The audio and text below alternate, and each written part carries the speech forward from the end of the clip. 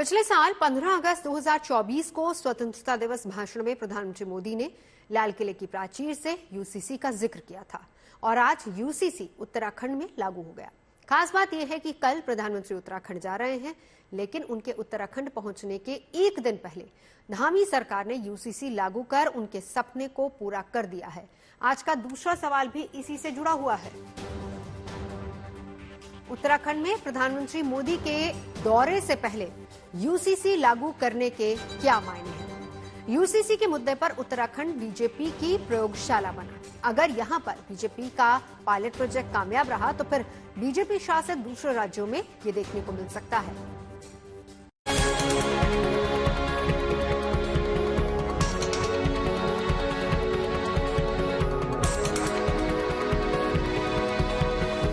अब समय की मांग है कि देश में एक सेकुलर सिविल कोड हो।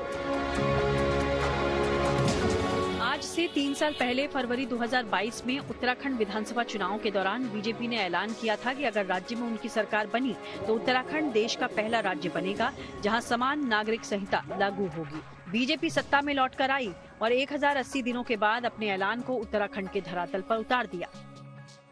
2022 के विधानसभा चुनाव में अपने प्रदेश के देवतुल्य नागरिकों से जो हमने वायदा किया था, आज हम वो वादा पूरा कर रहे हैं। गणतंत्र दिवस के ठीक एक दिन पहले इस कानून को लागू करने के पीछे भी खास वजह है, क्योंकि कल यानी 28 जनवरी को प्रधानमंत्री मोदी उत्तराखंड आ रहे हैं।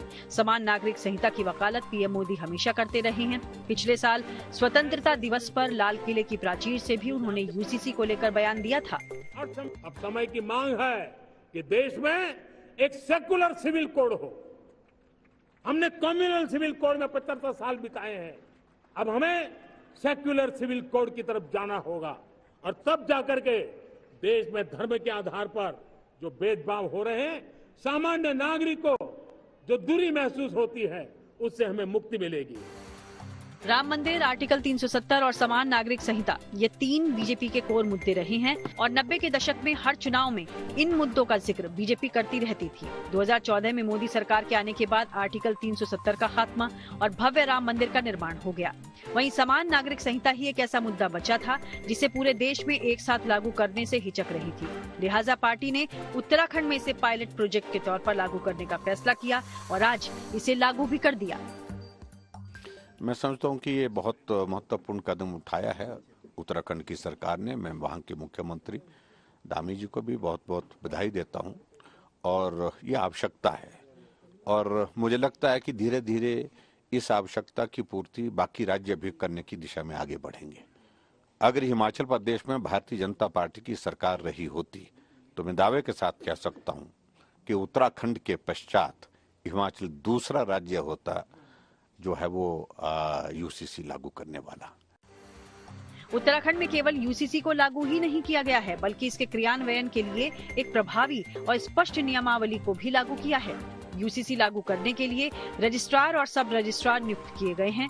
ग्रामीण क्षेत्रों में एसडीएम रजिस्ट्रार और ग्राम पंचायत विकास अधिकारी सब रजिस्ट्रार होंगे।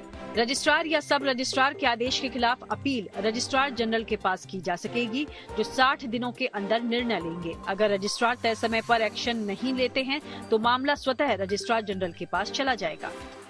यानी इस कानून को सख्ती से लागू करने की पूरी योजना तैयार है, लेकिन उत्तराखंड के बाद इस योजना को पूरे देश में लागू कर दिया जाएगा, ऐसा कहना जल्दबाजी होगी, क्योंकि इस मामले पर विपक्षी दलों के साथ साथ सहयोगी दलों को भी मनाना आसान नहीं होगा।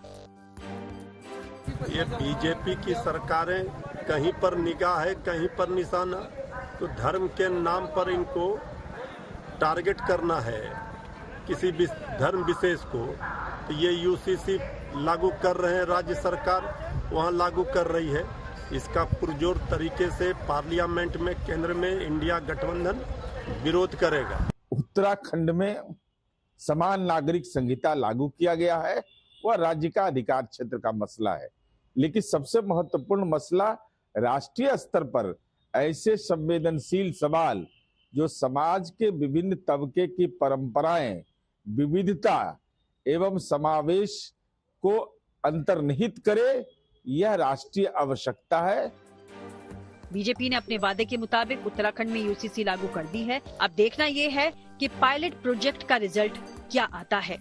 इसके साथ ही प्रधानमंत्री मोदी कल आ रहे हैं और सिर्फ एक दिन पहले मुख्यमंत्री पुष्कर सिंह धामी ने यूसीसी को लागू कर प्रधानमंत्री को एक तोहफा देने की कोशिश की है। शुरू से लेकर और आज तक अगर देखा जाए तो मुख्यमंत्री पुष्कर सिंह धामी लगातार इस बात को कहते आ रहे हैं कि यूसीसी जो है वो प्रधानमंत्री मोदी के आशीर्वाद से वो कर पाए हैं। और फरवरी 2022 की अगर हम बात करें, जब उन्होंने पहली बार इसकी घोषणा करी थी, तब भी उन्होंने यही कहा था कि प्रधानमंत्री नरेंद्र मोदी की प्रेरणा से हम आगे बढ़ेंगे। और 3 साल के समय में आज यूसीसी पूर्णतः कानून बन चुका है। देहरादून से अंकित शर्मा के साथ bureau report, good news today.